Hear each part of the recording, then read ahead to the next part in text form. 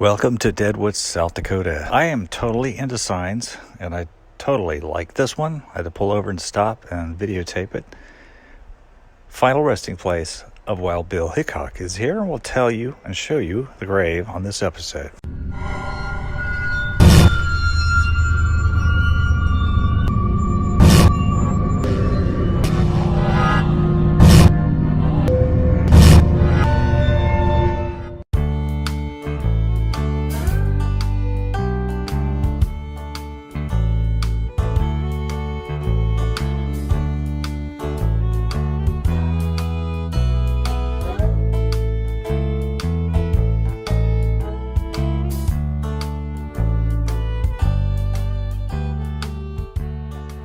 So hi, welcome to this episode of History Hunters. We are in Deadwood, South Dakota, here to talk about and visit the famous location where Wild Bill Hickok was murdered on August 1st, 1876. Here's the hotel. This is the hotel that Seth Bullock built, 1895, called Bullock's. Now, when Deadwood was settled in the 1870s, because they found gold here, vastly was different than it is today. There were a lot of the buildings that were wooden buildings, not a lot of the brick buildings that you see today. They came a little bit later. There's some modern buildings mixed in with the older buildings. It's rather difficult to imagine that this was a rowdy mining camp in the 1870s when gold was discovered here, about 1874. Despite the sign saying that this is the old-style Saloon number 10, which opened its doors in 1938, this is not the actual location of the Nuttall and Mann Saloon where Hickok was shot.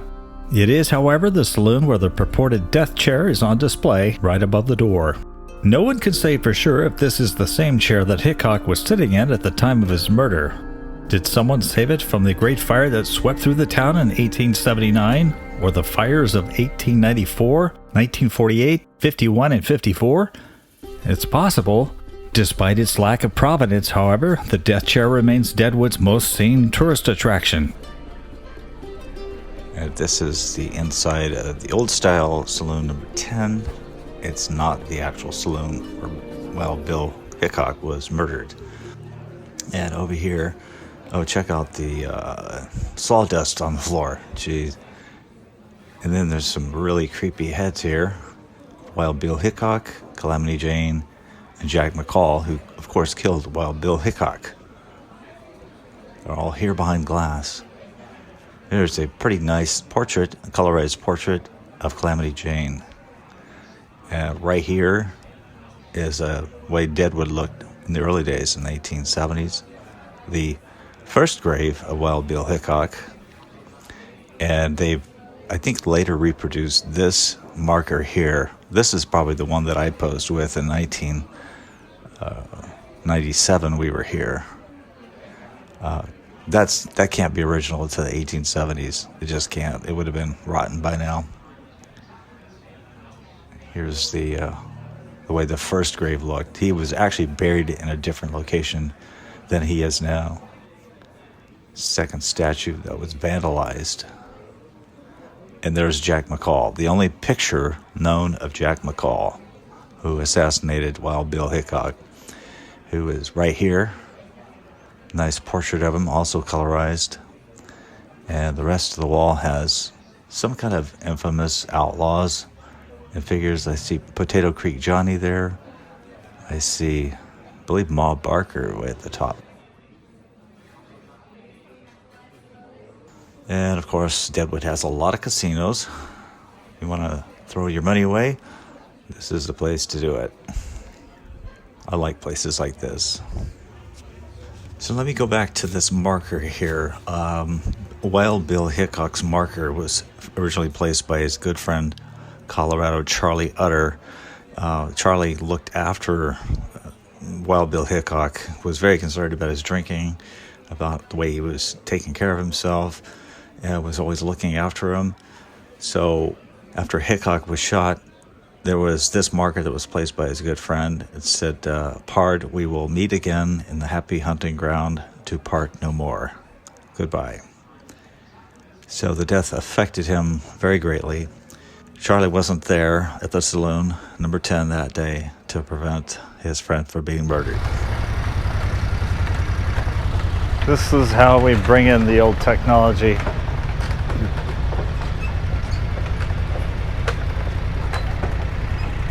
With the new technology. Oh. This is Sicky's garage, but it's a clothing store, but look at that old Pontiac. The first thing that strikes you about Deadwood is the vast number of saloons and t-shirt shops. I mean, I don't know that you could even possibly sell all this stuff. Walk to the cemetery? You drive up to it. Wild Bill Bar, and here it says the original location of Saloon number 10. Historic site, Saloon number 10, where Wild Bill was shot August 2nd, 1876. Remember that the Deadwood of Hickok's time was a mining town of wooden structures which fire would destroy in 1879. Thus, the original building where Hickok was shot was reduced to charred rubble. It's believed that the brick building that went up here in 1898 was constructed over the same spot as the original number 10 Saloon, but there's no proof of that. There's the sign right here. It tells you this is the location of Nuttall and Nance, Saloon number 10. A historic site where Wild Bill James Butler Hickok was killed. Check out that door. That is an awesome door. And then the gun or door handle. Cool, cool. But again, like I said, this building is not the building where it happened. You can take pictures or freestyle videos. Okay.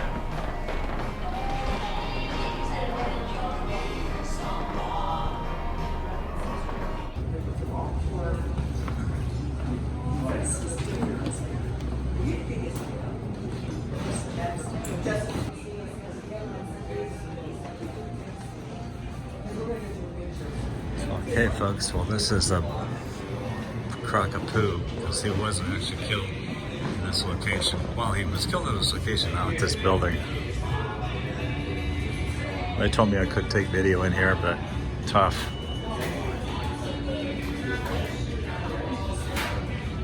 A moose head, that is cool. And then up here is a bear. So we have made it up the very steep hill to the Mount Moriah Cemetery, and I literally cannot believe my eyes. They charge $2 to get in here. $2 to get into a cemetery. Who's ever heard of that? Up that very steep way, Seth Bullock's buried up that way.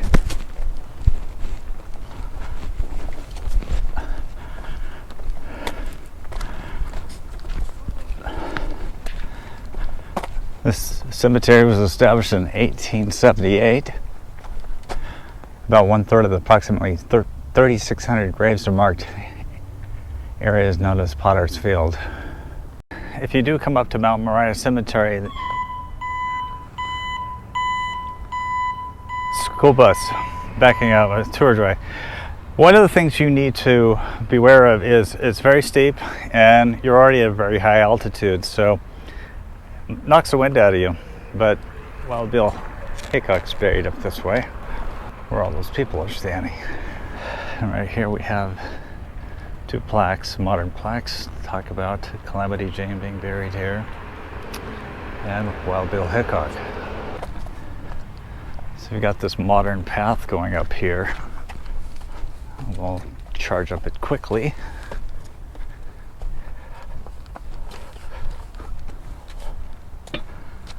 Now, Buffalo Bill has been here.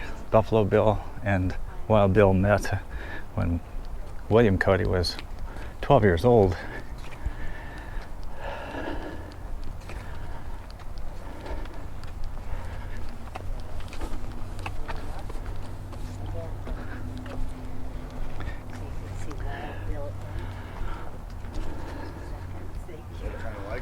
There's Calamity Jane. We'll talk about her first. Sources generally agree that Wild Bill Hickok knew Jane for only a few short weeks before his death and paid her very little heed. He did note, however, that when it came to drinking, that she, quote, hit it more often than anyone else. As for vocabulary, Hickok said that she, quote, had a wonderful command of profanity. Just who was Calamity Jane, the folk hero and frontierswoman? Sorting fact from fiction, Martha Jane Cannary was born in 1852. Her claims of being an Indian fighter were believed to be her own invention. Martha Jane railed against stifling feminine constraints and landed a job as a scout in 1874 at Fort Russell in the Wyoming Territory, where she also became a part-time prostitute at the Fort Laramie 3-Mile Hog Ranch. According to Jane, her nickname came from the fact that she rescued a post commander by the name of Captain Egan from an Indian attack outside the fort. Jane wrote in her autobiography that Captain Egan mentioned that she saved him from calamity, and thus her name was Calamity Jane. Considered beautiful at one time, Cannary took on a manly and weathered appearance while she served as a scout. In June 1876, Jane rode as a Pony Express rider from Deadwood to Custer, 50 miles over grueling Black Hills terrain. It's believed that that's when she met Wild Bill Hickok. She became obsessed with him, and that's why she may have ended up in Deadwood. After Hickok was killed during a poker game on August 2, 1876, she claimed that she had been married to him 3 years prior in the Montana Territory and that he was the father of a child whom she gave up for adoption, but that claim has never been proven. Hickok's only known marriage was to Agnes Thatcher Lake, who was a circus entertainer and owner. They married in Cheyenne just 6 months before his demise. They were only together 2 weeks before he took off. Martha Jane had a tender side as well. In fact, she nursed victims of the smallpox of Deadwood in late 1876 and once rescued a stagecoach from an Indian attack after its driver was killed. She later moved to Montana, where she operated an inn and married Clinton Burke. After relocating to Boulder, Colorado, she began appearing in Buffalo Bill Cody's Wild West show as a storyteller. That was in 1893. While on stage, she often exaggerated her adventures, even fabricating stories about serving under Lieutenant Colonel George Custer. In 1901, Calamity Jane appeared at the Pan American Exposition in Buffalo, New York, where President McKinley was assassinated. But by this time, she had become an alcoholic and suffered from depression. She returned to Deadwood 2 years later and worked as a maid for brothel owner Madame Dora Dufresne. Calamity Jane died in 1903 at the young age of 51. This is the grave of Calamity Jane right here. Now, it depends on who you talk to.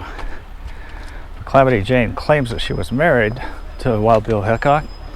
Now, it's no secret that she was enamored by him. There's no indication that they ever married.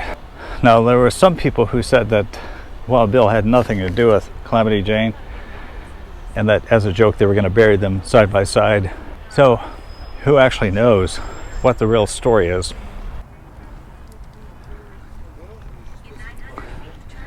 People have left bullets and cigarettes and change.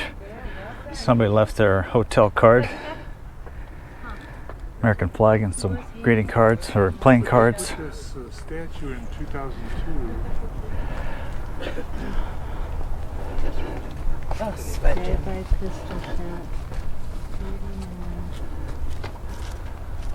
There he is.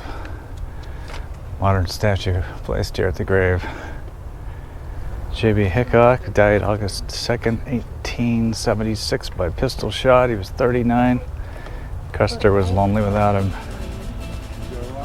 Wild Bill Hickok was many things during his 39 years on Earth. Born near Ottawa, Illinois in 1839, Hickok was a driver of the Butterfield stage line and gained fame as a gunfighter. It's believed that he killed about 6 or 7 men. He was an assistant station manager for the Pony Express at Rock Creek, Nebraska. After serving as a Union scout in the Civil War, Hickok became Deputy U.S. Marshal at Fort Riley, Kansas in 1866, Marshal of Hays, Kansas in 1869, and Marshal of Abilene, Kansas 1871. His reputation as a marksman in desperate encounters with outlaws made him a frontier legend. Hickok once shot and killed his own deputy in error, which was the downfall of his career as a law enforcement officer. In 1873, when William Cody, otherwise known as Buffalo Bill, formed an act called the Scouts of the Plains with Texas Jack Alejandro, Hickok was coaxed into joining. However, Hickok wasn't a good actor and couldn't stand the stage lights. In fact, he once shot out the lights when it was cast upon him. Ultimately, Cody asked him to leave the show. Hickok then went to Cheyenne, then to Deadwood, where he was murdered by Jack McCall while playing cards at the No. 10 Saloon. The hand that Hickok held when he was shot, a pair of aces and a pair of eights, thereafter became known as Dead Man's Hand. Calamity Jane misses. This is a very cool bronze statue of him up here. It says on this plaque down here, full major.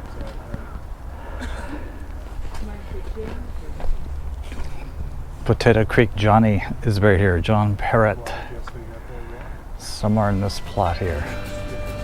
Potato Creek Johnny was not a contemporary of Wild Bill Hickok or Calamity Jane. John Perrett's claim to fame was finding a 7-ounce gold nugget nearly 50 years after the first gold strike in the Black Hills. His 1929 discovery was said to be the largest gold nugget ever found in the Black Hills. The lucky prospector became an instant Deadwood celebrity who enjoyed greeting visitors, especially the kids. Perrett was a native of Wales and came to the United States in 1883 when he was just 17, and before long he made his way to Deadwood to seek his fortune in gold. As visitors came to his cabin in the 1930s and early 1940s, Johnny would entertain them with prospecting tales and stories of Deadwood while they watched him pan for gold. Potato Creek Johnny continued to promote Deadwood until the day he died at the age of 77 in February of 1943. He was buried right next to Deadwood's most famous inhabitants. And since nobody takes anything out of this world when they pass on, his gold nugget is on display at the Adams Museum. No, Mr. Hickok always thought that he was a marked man. He had killed a number of people. That particular day that he went into Saloon number 10, he was very paranoid. In fact, when he came into Deadwood, he said that he thought he was going to be killed there. And that was the case. So he was not able to keep his back away from the door, and that proved to be his undoing. Jack McCall walked in, came up right behind him, shot him right through the head. The bullet went right through his face, through his cheek, and hit the wrist of a riverboat captain who was there playing poker at the table. Of course, Jack McCall was later hanged for the crime here in South Dakota. This is not the original burial spot of Wild Bill Hickok. In fact, he was buried at a place down in Deadwood. It was the first cemetery there. In 1876, there was an Ingleside Cemetery, and the bodies had been exhumed and brought up here when this cemetery was established approximately 3 years later. Now, because he was improperly embalmed, it is said that when they dug him up, that he had been mummified. In fact, he had been petrified. His body had turned to rock. The cemetery keeper, when they examined the body, they hit it with a stick and it sounded like rock, and the body weighed approximately 450 pounds when they moved it here. I don't know how true that is, but that is a really bizarre thing I've never heard of before.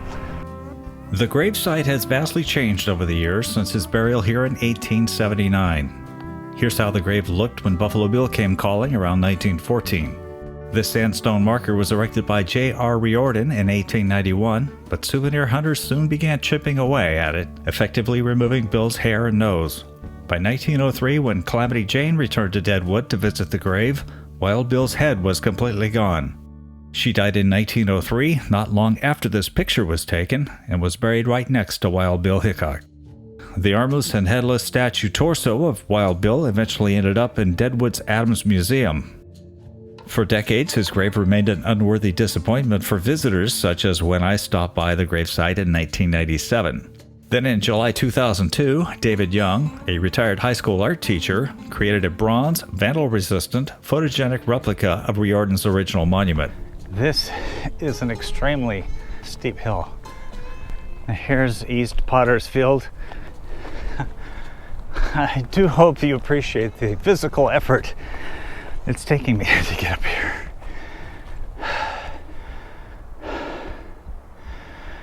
Seth Bullock's grave is up here, and it's telling me proceed with caution.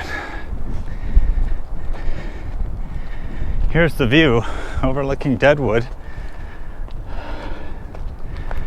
Up here to the grave of Seth Bullock. Good friend of Theodore Roosevelt. Seth Bullock has been made popular once again by the TV series Deadwood. Oh gosh.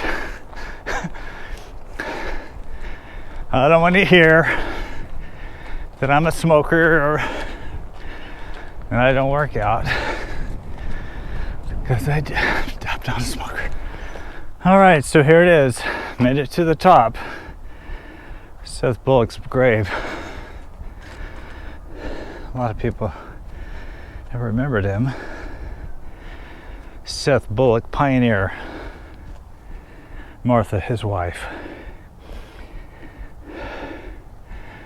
Showcasings are up here. Playing card, rocks.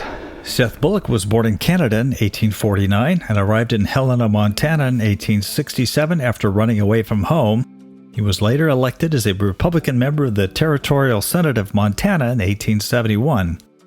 He also introduced a resolution that prompted Congress to establish Yellowstone National Park. Seth Bullock was also a lawman. He was also a proprietor. He was the one that created the Bullock Hotel down there in Deadwood. In 1873, he was elected sheriff of Montana Territory in Lewis and Clark counties. In 1876, he followed the gold rush to Deadwood, where he opened a hardware store and a horse ranch. Bullock was appointed the second sheriff of Deadwood, and wasted no time appointing several fearless deputies to help him clean up the town. Before long, order had been established in the former hell-raising camp. In the late 1880s, Bullock founded the town of Belfouche, South Dakota, which would become the largest livestock railroad shipping point in the United States. After his hardware store burned to the ground in 1894, Bullock decided to build Deadwood's first hotel on the site. The 3-story, 64-room hotel cost $40,000 and was finished in 1896. It still is in use today. When the Spanish-American War broke out in 1898, Bullock volunteered as one of Roosevelt's Rough Riders and was named captain of A Troop in Grisby's cavalry regiment. Bullock was invited to Roosevelt's presidential inauguration in 1905, and he recruited 50 young cowboys, including Tom Mix, to ride their horses in the inaugural parade.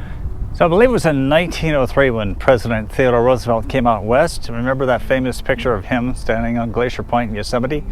On that trip, he ended up in Wyoming as well. Seth Bullock accompanied the president on a horse ride, a very long horse ride in Wyoming. Roosevelt first met Bullock in 1892 while he was traveling from Medora, North Dakota to Deadwood.